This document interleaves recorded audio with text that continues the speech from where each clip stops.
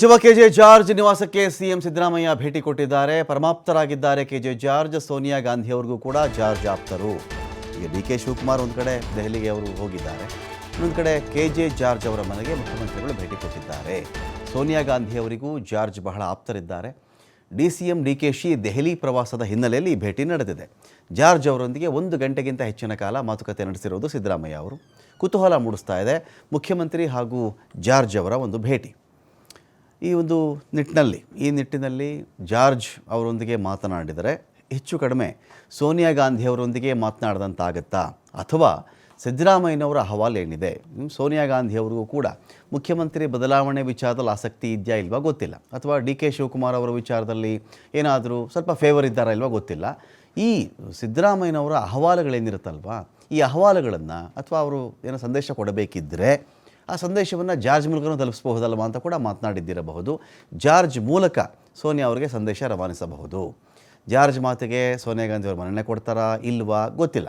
ಸೋನಿಯಾ ಅವರ ಈ ಸಂದರ್ಭದಲ್ಲಿ ಅವರಿಗೆ ಮೆಸೇಜ್ ಕಳಿಸೋದು ಮುಖ್ಯ ಇದೆ. ಆ ಕೆಲಸವನ್ನು ಇಲ್ಲಿ ಸಿದ್ದರಾಮಯ್ಯನವರು ಮಾಡಿರಬಹುದು.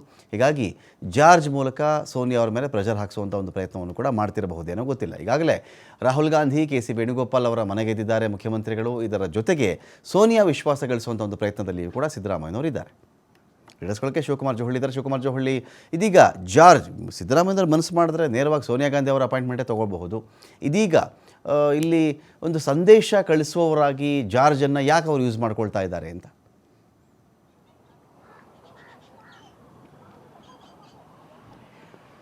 ರಮಕಾಂತ್, ಈಗ ಮೈಸೂರಿನಲ್ಲಿ ಸಿಎಂ ಡಿಸಿಎಂ ಇಬ್ಬರೂ ಕೂಡ ರಾಹುಲ್ ಗಾಂಧಿ ಅವರನ್ನು ಭೇಟಿ ಮಾಡಿದ ನಂತರ ರಾಜ್ಯದಲ್ಲಿ ನಾಯಕತ್ವ ಬದಲಾವಣೆಯ ವಿಚಾರವಾಗಿ ಈಗಾಗಲೇ ಚರ್ಚೆಗಳು ಶುರುವಾಗಿದೆ, ಮತ್ತೆ ಮುನ್ನೆಲೆಗೆ ಬಂದಿದೆ.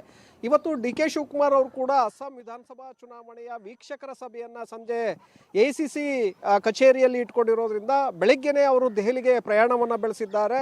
ಕೇಂದ್ರ ಸಚಿವರ ಭೇಟಿ ಕೂಡ ಇದೆ ನೀರಾವರಿ ವಿಚಾರಕ್ಕೆ ಸಂಬಂಧಪಟ್ಟಂತೆ. ಆ ನಂತರದಲ್ಲಿ ಈ ಸಭೆಯಲ್ಲಿ ಭಾಗಿಯಾಗ್ತಾ ಇದ್ದಾರೆ. ನಾಳೆ ಕೂಡ ಡಿ ಕೆ ಶಿವಕುಮಾರ್ ಅವರು ದೆಹಲಿಯಲ್ಲಿ ವಾಸ್ತವ್ಯವನ್ನು ಹೂಡ್ತಾ ಇದ್ದಾರೆ. ಇವತ್ತು ರಾತ್ರಿ ಕೂಡ, ನಾಳೆ ಬೆಳಗ್ಗೆ ಕೂಡ ವರಿಷ್ಠರನ್ನ ಭೇಟಿ ಮಾಡಬೇಕು ಅನ್ನುವಂಥ ಒಂದು ಪ್ರಯತ್ನವನ್ನು ಡಿ ಕೆ ಶಿವಕುಮಾರ್ ಮಾಡಲಿದ್ದಾರೆ. ಇವತ್ತು ಸಂಜೆ ಸಭೆ ಮುಗಿದ ನಂತರ ಅವರು ರಾಹುಲ್ ಗಾಂಧಿ ಅವರ ಭೇಟಿಗೆ ಪ್ರಯತ್ನವನ್ನು ನಡೆಸಲಿದ್ದಾರೆ.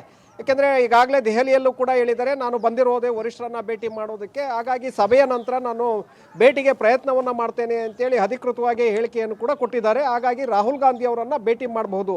ಇದರ ನಡುವೆ ರಾಜ್ಯದಲ್ಲಿ ಮುಖ್ಯಮಂತ್ರಿಗಳು ಇವತ್ತು ಏಕಾಏಕಿ ಮುಂಜಾನೆಯೇ ಜಾರ್ಜ್ ಅವರ ನಿವಾಸಕ್ಕೆ ಹೋಗ್ತಾರೆ. ಯಾಕೆಂದರೆ ಜಾರ್ಜ್ ಅವರನ್ನು ತಮ್ಮ ನಿವಾಸಕ್ಕೆ ಕರೆಸಿ ಮಾತನಾಡಬಹುದಿತ್ತು, ಆದರೆ ಅವರ ನಿವಾಸಕ್ಕೆ ಭೇಟಿಯನ್ನು ಕೊಡ್ತಾರೆ. ಜಾರ್ಜ್ ಅವರ ಜೊತೆ ಸುದೀರ್ಘವಾಗಿ ಚರ್ಚೆಯನ್ನು ಮಾಡ್ತಾರೆ. ಕಾರಣ ಡಿ ಕೆ ಶಿವಕುಮಾರ್ ಅವರು ದೆಹಲಿಗೆ ಭೇಟಿಯನ್ನು ಕೊಟ್ಟಿರುವಂತಹ ಹಿನ್ನೆಲೆಯಲ್ಲೇ ಅವರ ಜೊತೆ ಮಾತುಕತೆಯನ್ನು ನಡೆಸಿರೋದು. ಇಲ್ಲಿ ಸಿದ್ದರಾಮಯ್ಯನವ್ರು ನೀವು ಹೇಳಿದಾಗೆ ಸೋನಿಯಾ ಗಾಂಧಿ ಅವರನ್ನು ಭೇಟಿ ಮಾಡಬಹುದು, ಆದರೆ ಜಾರ್ಜ್ ಅವರು ಬಹಳ ವರ್ಷಗಳಿಂದಲೂ ಕೂಡ ಸೋನಿಯಾ ಗಾಂಧಿ ಅವರ ಪರಮಾಪ್ತ ವಲಯದಲ್ಲಿ ಗುರುತಿಸ್ಕೊಂಡಿದ್ದಾರೆ. ಇವತ್ತು ದೆಹಲಿಗೆ ನೀವು ಹೋಗಿದ್ದೆ ಆದರೆ ಏಕಾಏಕಿ ಸೋನಿಯಾ ಗಾಂಧಿ ಅವರನ್ನು ಭೇಟಿ ಮಾಡುವಂತಹ ಅವಕಾಶ ಯಾರಿಗಿದೆ ಅಂದರೆ ರಾಜ್ಯದಲ್ಲಿ ಒಂದು ಜಾರ್ಜ್ ಅವ್ರಿಗೆ ಇದೆ, ಮತ್ತೊಂದು ಪರಮೇಶ್ವರ್ ಅವ್ರಿಗಿದೆ. ಯಾಕೆಂದರೆ ಇವರು ನೇರವಾಗಿ ಅಪಾಯಿಂಟ್ಮೆಂಟ್ ಇಲ್ಲದೆ ದೆಹಲಿಗೆ ತೆರಳಿದಂಥ ಸಂದರ್ಭದಲ್ಲಿ ಸೋನಿಯಾ ಗಾಂಧಿ ಅವರನ್ನು ಭೇಟಿ ಮಾಡಬಹುದು. ಇದು ಬಹಳ ವರ್ಷಗಳಿಂದಲೂ ಕೂಡ ನಡ್ಕೊಂಡು ಬರ್ತಾ ಇದೆ. ಉಳಿದಂಥವರು ಸೋನಿಯಾ ಗಾಂಧಿ ಅವರನ್ನು ಭೇಟಿ ಮಾಡಬೇಕಾದ್ರೆ ಮೊದಲೇ ಪರ್ಮಿಷನನ್ನು ತೆಗೆದುಕೊಳ್ಬೇಕಾಗತ್ತೆ. ಹಾಗಾಗಿ ಜಾರ್ಜ್ ಅವರು ಒಂದು ಕಡೆ ಸೋನಿಯಾ ಗಾಂಧಿ ಅವರ ಪರಮಾಪ್ತ ವಲಯದಲ್ಲಿ ಗುರುತಿಸ್ಕೊಳ್ಳೋದಕ್ಕೆ ಕಾರಣ ಅಲ್ಪಸಂಖ್ಯಾತರು ಅನ್ನುವಂಥದ್ದನ್ನು ಕೂಡ ಇಲ್ಲಿ ವಿಶ್ಲೇಷಣೆಯನ್ನು ಮಾಡಲಾಗತ್ತೆ.